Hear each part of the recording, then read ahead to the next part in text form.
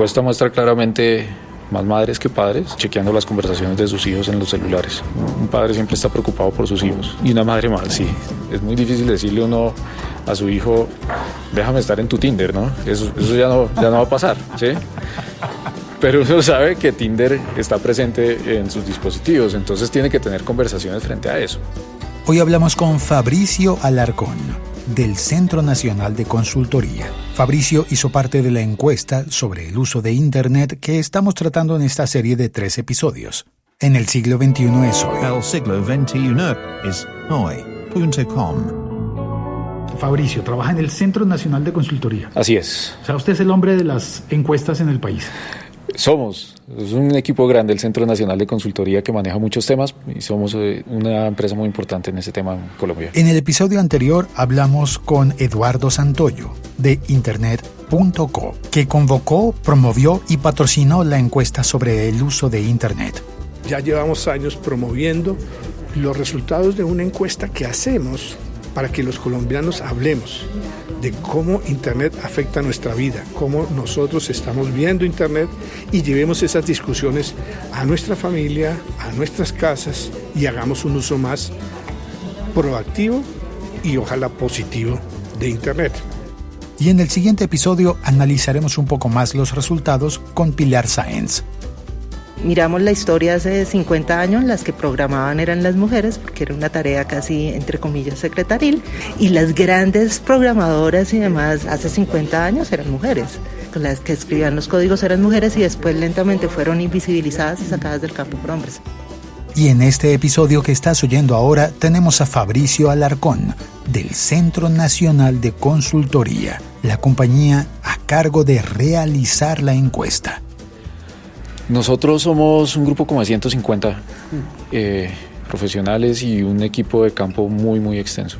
Estamos hablando hoy porque ustedes trabajaron en una encuesta para .co o en asocio con .co sobre los usos y la percepción de la Internet en Colombia, en este país. Este es un ejercicio que venimos haciendo hace 4 años con .co. Nos unían intereses. Nosotros hemos sido una empresa que desde el 2000 estamos siguiendo como la evolución de Internet con mucho interés en Colombia, recopilando datos. Hicimos unos estudios muy bonitos en 2012 y 2013 sobre cultura digital y eso nos trajo a conversaciones nuevas. Una de esas fue con .co y por eso decidimos hacer esta investigación anualmente. Y esa investigación trajo unos resultados que se irán publicando poco a poco, mes a mes. ¿Los va a publicar el Centro Nacional de Consultoría? Los va a publicar .co. Si queremos ver esos resultados de la encuesta, vamos a la página de .co. Así es. Ellos la van a estar distribuyendo. Nosotros les damos todo el apoyo técnico en términos de cómo hacer las preguntas adecuadamente, cómo estructurar el formulario, cómo recoger la información, procesarla y generar el análisis. Y la distribución de información la hace .co. Yo tomé nota sobre lo que se habló en la presentación de la encuesta. Son muchos temas y yo quiero focalizarme en unos en especial. Las preguntas que tenían que ver con la Internet, ¿es libre? ¿Debe ser libre? Uh-huh. Y encontraron ustedes una diferencia importante entre las respuestas de hombres y respuestas de mujeres. Sí, ¿cómo fue eso? Así es. Digamos que es una percepción mayoritaria, ¿no es cierto? Es un 56% de las personas que está buscando que Internet sea libre, sin límites a la expresión, sin límites a la participación. Sin embargo, cuando uno analiza esa respuesta entre hombres y mujeres, hay una diferencia grande, ¿sí? Es decir, para los hombres es como un dato, ahorita no lo recuerdo estrictamente, pero que supera el 70%, ¿no es cierto? Cuando para las mujeres es solo el 40%, ese apoyo. Es decir, la respuesta contraria, que es que Internet debe tener unos límites, unas regulaciones, en las mujeres es predominante, ¿sí? Entonces, esa respuesta ya nos empieza a decir algo que después observamos en otros comportamientos asociados a género que se analizaron dentro de la encuesta, que hay una percepción de riesgo mayor entre las mujeres que entre los hombres al usar Internet. Por ejemplo, las mamás esperan que sus hijos inicien la vida en Internet a una mayor edad que los papás, ¿sí?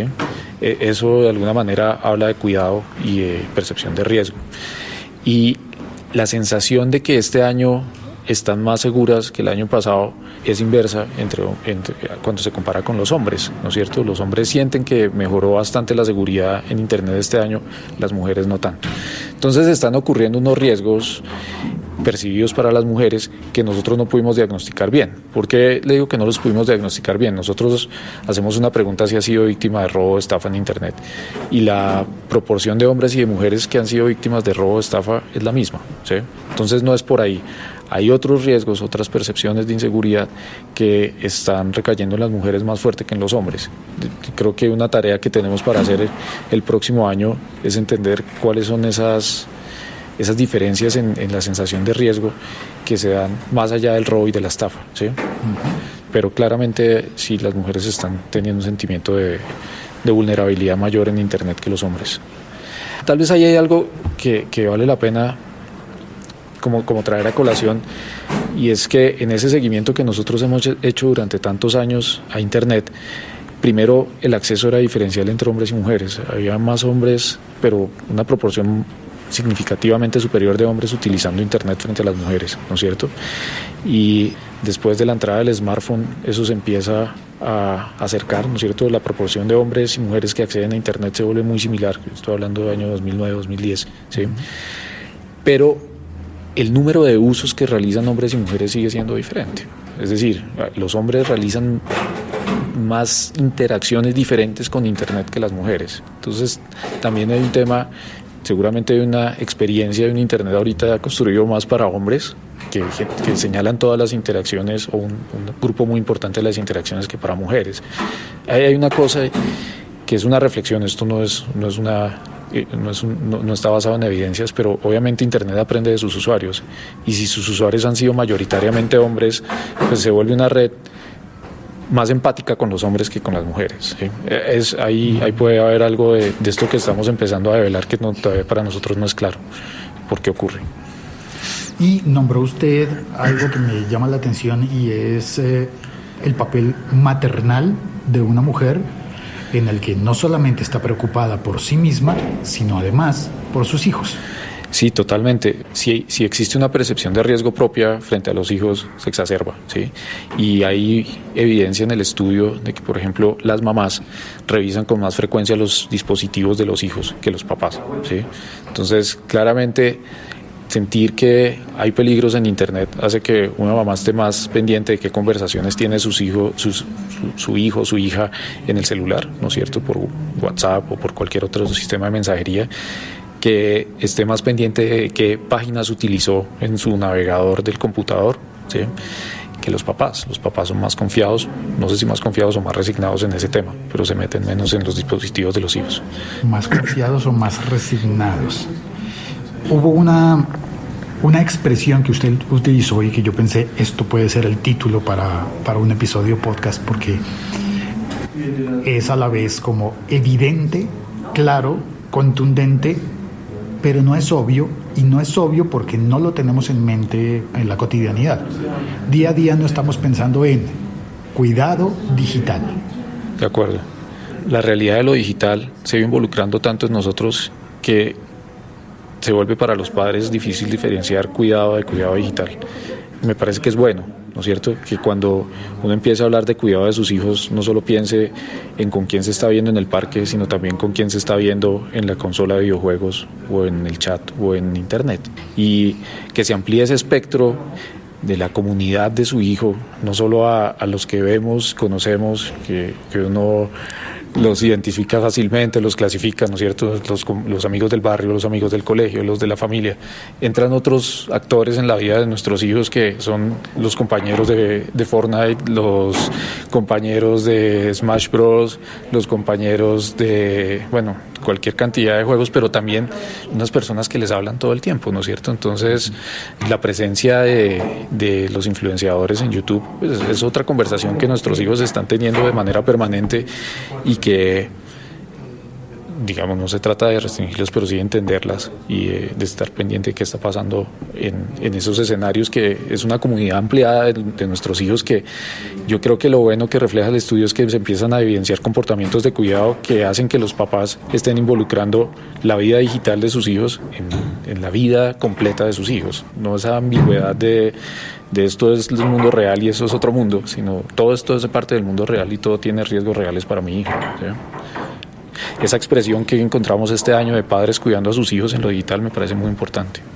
Y eso tiene un par de aspectos interesantes que hoy, mientras usted presentaba los resultados de la encuesta, uno de esos tiene que ver con las consolas, y acaba de mencionarlo, y contó su experiencia personal con sus hijos. Sí. Usted tiene en la consola, tiene cómo verificar, controlar o enterarse de qué es lo que están haciendo los niños. Hay restricciones, ¿no es cierto? Pero la consola inicialmente sí me da unas herramientas que son muy útiles. Por ejemplo, yo no necesariamente sé con quién se está reuniendo en la consola, ¿sí? Pero si yo hago que la consola sea utilizada mientras está acompañado, tengo por lo menos control de qué conversaciones se está teniendo, ¿sí? Entonces, ¿eso significa estar en la misma sala cuando un niño está jugando? No necesariamente en la misma sala, pero sí siente que está acompañado. Puede estar en su habitación, ¿no es cierto? Pero su habitación está disponible para los adultos, pues así funciona en mi casa.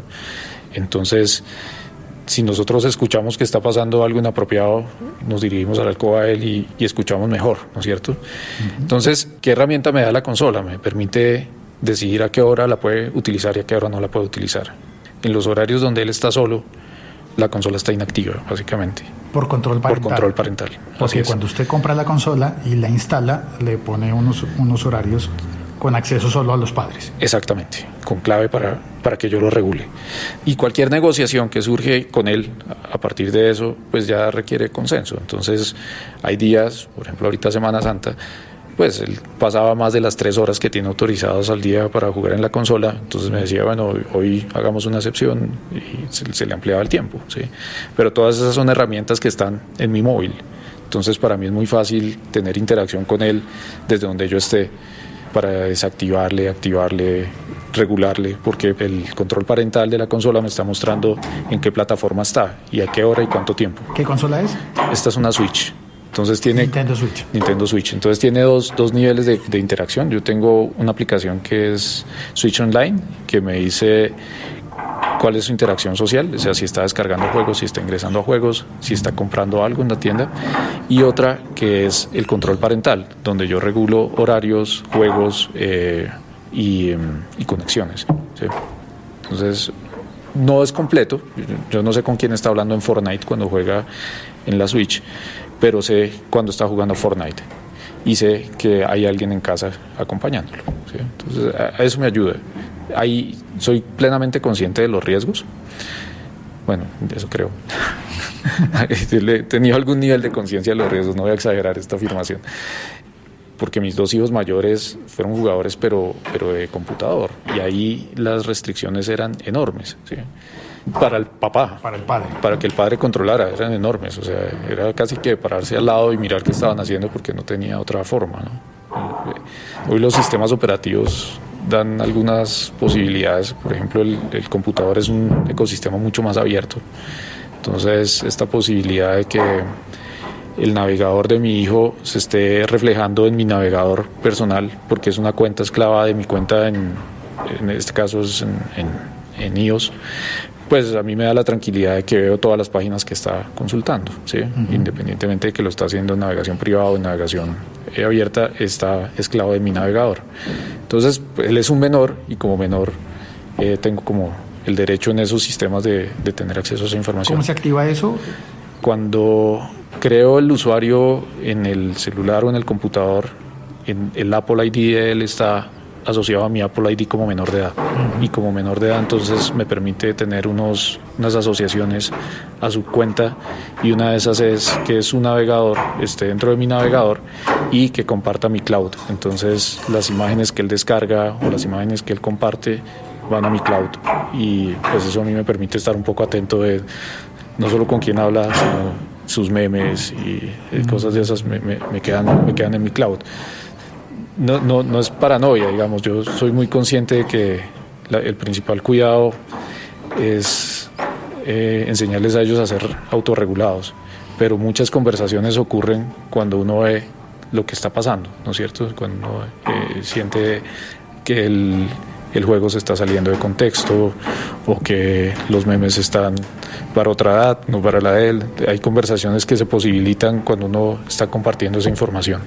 Así uno esté teniendo otras conversaciones dirigidas a la autorregulación, ¿sí? Ellos necesitan orientación. Yo creo que ese es el rol de padre y si uno lo asume en lo digital, tiene que darse como la pela de trascender un poquito el límite de la privacidad del hijo. Y ahí tocamos el otro punto, que es el de la privacidad. Los padres, revisando las redes sociales de sus hijos, tienen una contraseña, o porque le dicen tienes que mostrarme lo que hay en tu WhatsApp, o porque a escondidas les espían. ¿Eso está pasando? Sí, está pasando.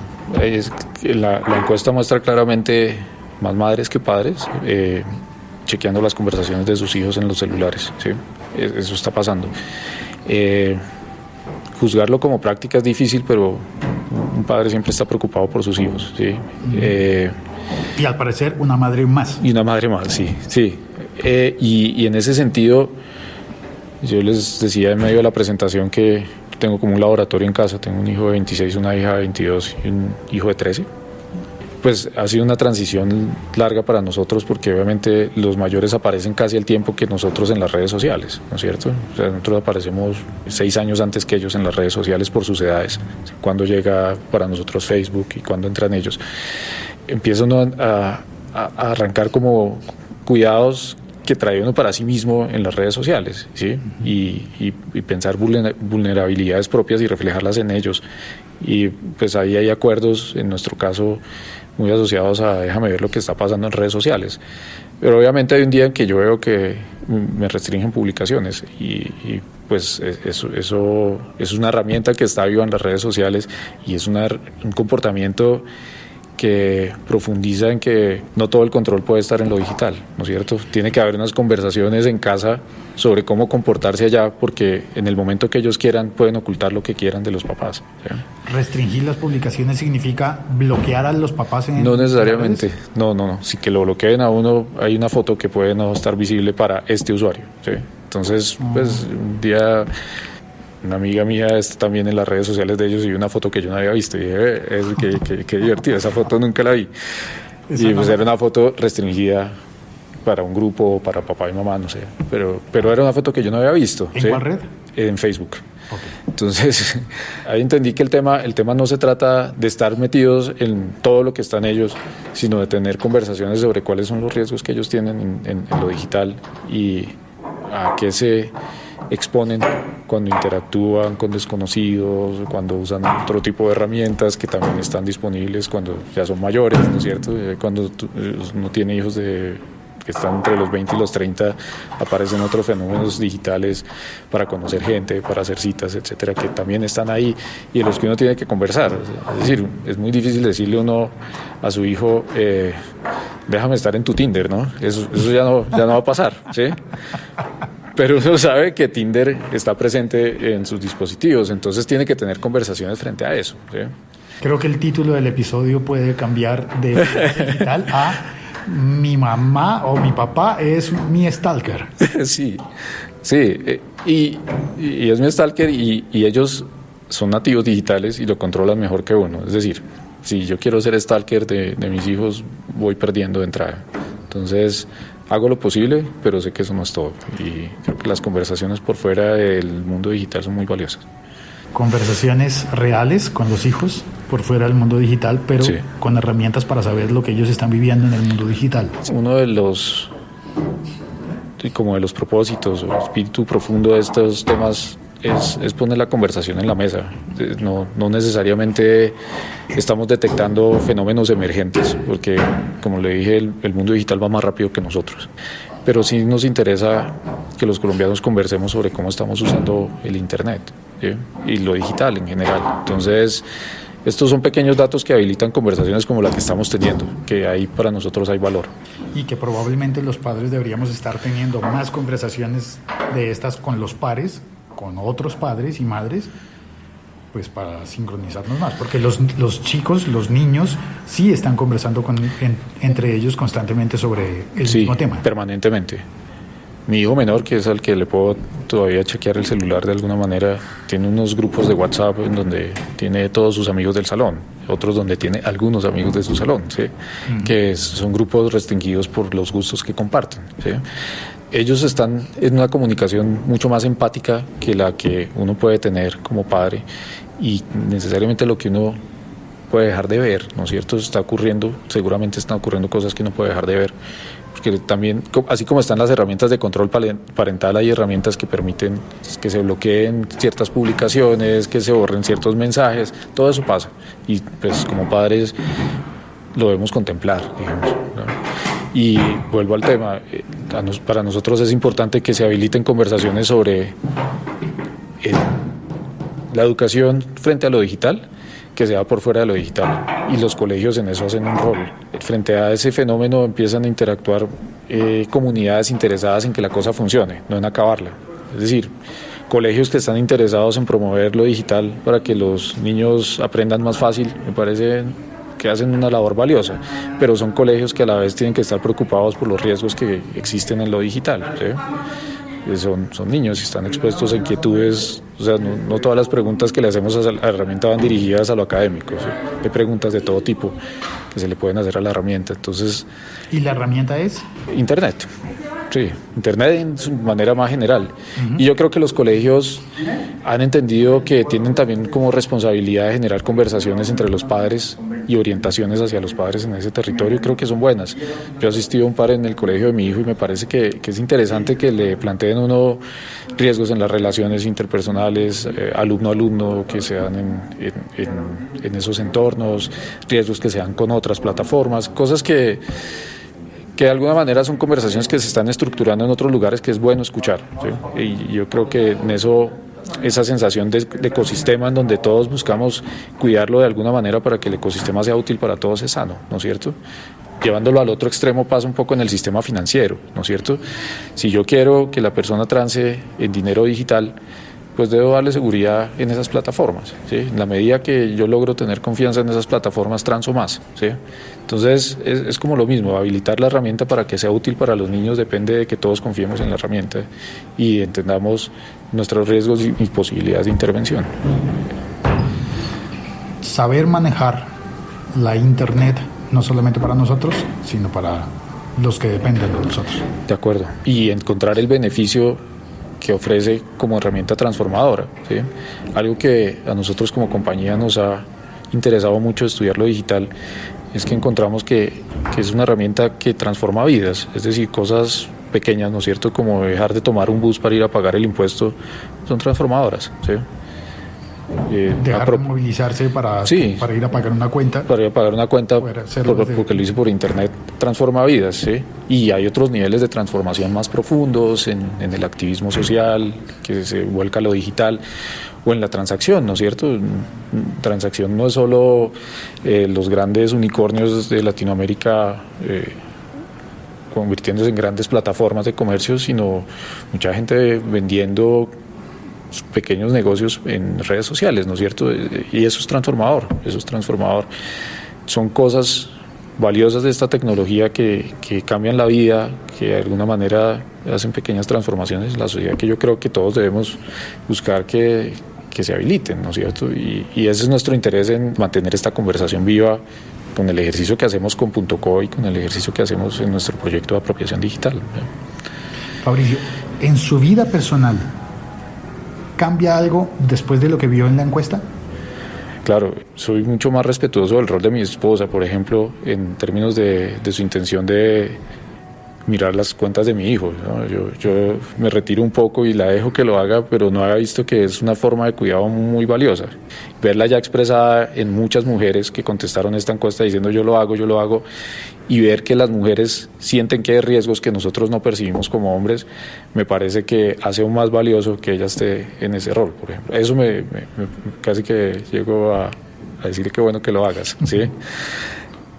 Yo creo que como investigador de este mundo digital desde muy temprano, el tema sí me ha generado varias transformaciones. Digamos, la noción de ser un apropiador temprano de ciertas tecnologías, sí, eso me parece valioso, porque como early adopter sabe uno que tiene riesgos desconocidos, ¿no es cierto? Y a veces uno decide dar ese paso porque encuentra que la tecnología merece como un apoyo de ecosistema, ¿no es cierto? Esto de colaborativo va más allá de tú pones el carro, yo pongo la plataforma, va a un ecosistema donde el conocimiento se comparte. ¿Eso era una alusión directa a Uber? Sí, y todas las que se desprendieron de ahí, porque se han apropiado mucho del término colaborativo, ¿no es cierto? Pero siento que hay colaboraciones más profundas. Nosotros, por ejemplo, en un estudio con líderes y lideresas rurales encontramos que WhatsApp se volvió una herramienta de comunicación muy valiosa para ellos, ¿sí?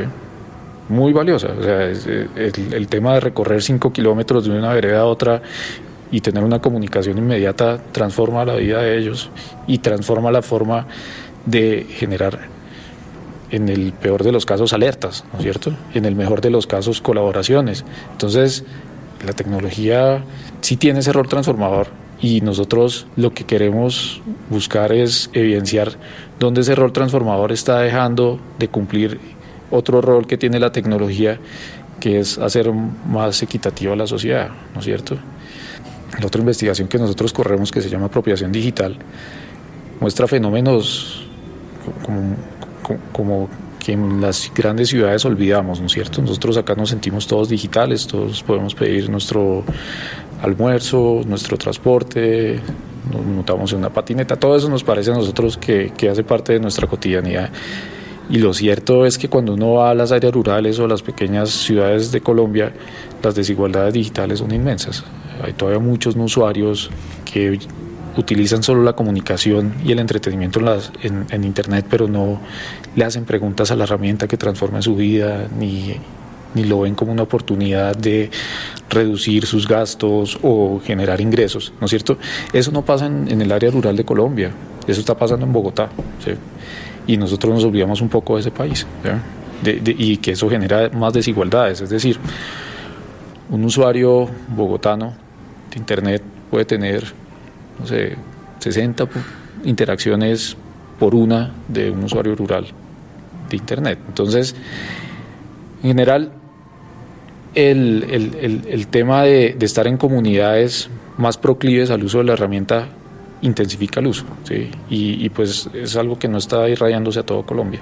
Y debe pasar así en los demás países, por lo menos de América Latina. Nosotros nos imaginamos que sí, sentimos que el tema del peso de lo rural sí tiene una correlación con el tema de la conectividad neta que tiene un país, ¿sí?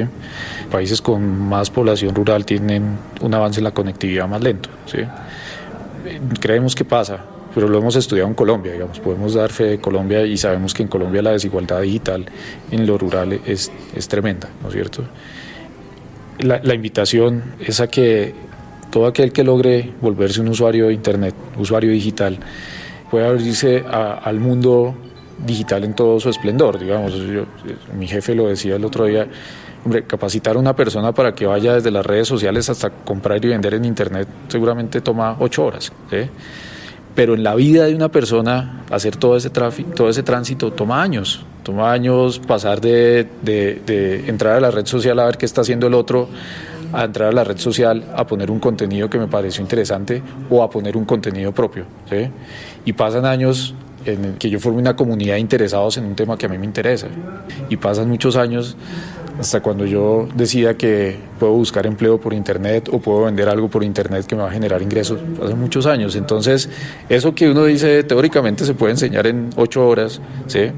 En la vida de un usuario digital tiene unas barreras que son un poco invisibles, ¿no es cierto? Y que nosotros sentimos que ahí es donde hay un trabajo como en política pública y los privados que pueden hacer un Internet más equitativo.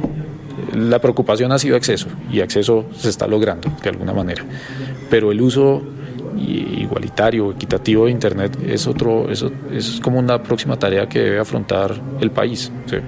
¿Y los países? Y los países, sí. Nosotros tenemos como la intención de empezar a hacer el estudio de apropiación digital en otros países porque sentimos que para Colombia ha sido importante tener esa conversación. Estar en Internet no es solo una cuestión de cuántas cosas uso, sino para qué las uso, ¿sí? Y eso es lo que transforma el para qué. Es decir, sobre la misma plataforma, sobre YouTube, yo puedo estar viendo los videos de gatitos y entretenerme mucho, pero también puedo estar aprendiendo a bordar un saco o también puedo estar aprendiendo a hacer una regresión, ¿sí? Todo eso está disponible en la misma plataforma y son usuarios muy diferentes los que están en uno y están en otro, ¿sí? Y el que ya no mira los videos, sino los hace y empieza a recibir ingresos por ellos, es otro, ¿sí? Él llega a la transacción, él ya se vuelve el youtuber, está utilizando esa herramienta para generar ingresos.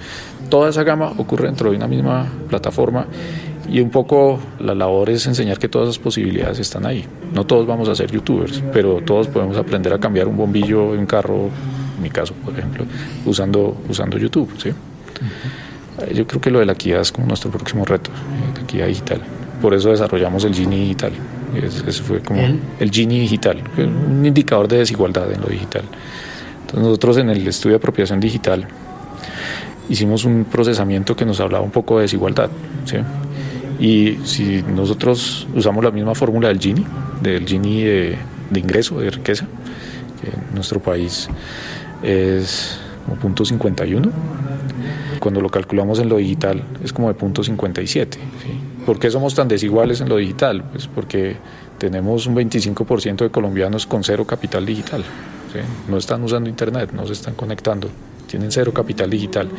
Y tenemos un bloque muy pequeño de colombianos que hacen de todo en Internet y somos los que salimos acá a la séptima y nos los encontramos y nos parecen muy naturales, pero son muy poquitos los que están haciendo todo eso en Internet, ¿no es cierto? Entonces, para nosotros la desigualdad digital es evidente y creemos que es el reto que le sigue a la conectividad. Conectividad, acabar de conectar las zonas de la región, de los países. Sí. Y apropiación. Apropiación digital, sí. Apropiación digital que genera igualdad. Es una herramienta que está disponible para todos, pero que no todos podemos usar igual. Un ejemplo sencillo. Dicen que la mitad de los materiales como de alta calidad que están publicados en Internet están en inglés. Los que no somos angloparlantes tenemos una restricción de acceso grande a material de calidad. Hay un tema de condiciones iniciales que está en responsabilidad de todos para que se vuelva equitativo el uso de una herramienta que está para todos. Todos lo tenemos en el bolsillo.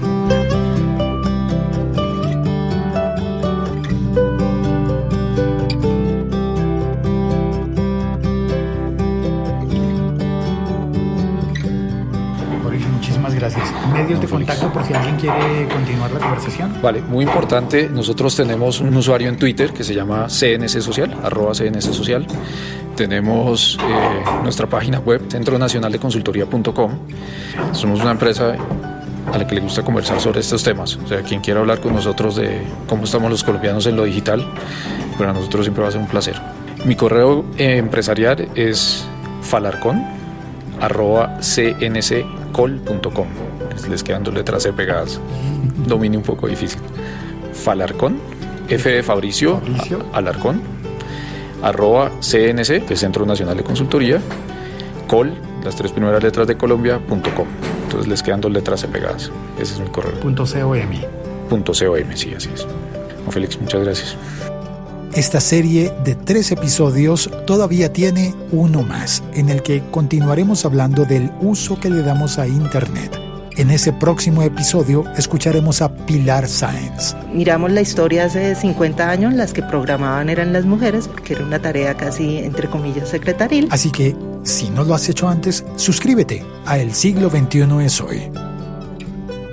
Soy Félix y puedes encontrarme en todas las redes sociales como @locutorco. Gracias por escuchar y por compartir este podcast.